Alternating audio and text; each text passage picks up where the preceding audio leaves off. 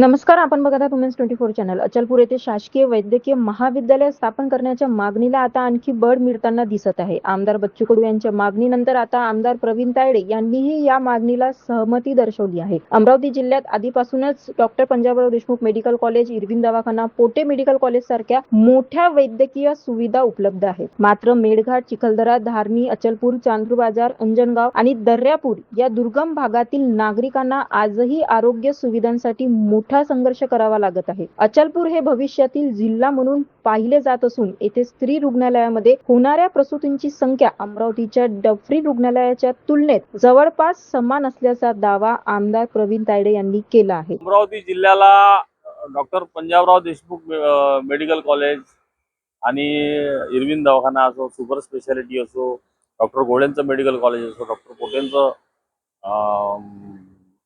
College असो, sorry Pravin भाऊ पोटेंचं college असो, हे सर्व कॉलेजेस असताना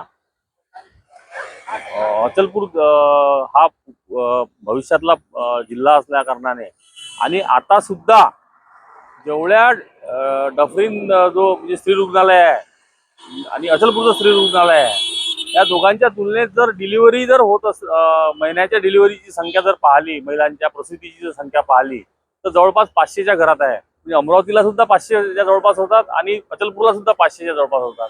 अशा परिस्थितीत मेळघाट आहे, चिखलदरा आहे, धारणी आहे, त्याच्यानंतर अचलपूर आहे, चांदूर बाजार आहे, अंजनगाव आणि दर्यापूर आहे, असे 6 तालुके जर जोडले गेले तर आणि त्या भागाला जर अशा प्रकारची सुविधा उपलब्ध जे खरी सध्या निकड आहे, मागच्या 20 वर्षात जरी झालं नाही, मागच्या 20 वर्षात अशा प्रकारचे प्रयत्न झालेच नाही मुळात. परंतु जर ह्या इथं अमरावतीत वन क्षेत्रातली जागा आहे किंवा इथं जागा आहे किंवा तिथं जागा आहे, तर अशा परिस्थितीत जर अचलपूर त्या मुख्य भागी जर ते झालं तर मेळघाटमधल्या दुर्गम भागातील रुग्णांना, चिखलदऱ्यामधील रुग्णांना, दर्यापूर अंजनगावमधील रुग्णांना अतिशय सुविधा चांगल्या प्रकारची सुविधा निर्माण होईल आणि ते झालं पाहिजे. याच्यासाठी मी सुद्धा माझं सुद्धा समर्थन. अशाच नवनवीन घडामोडीसाठी बघत राहा वुमेन्स 24 चॅनल.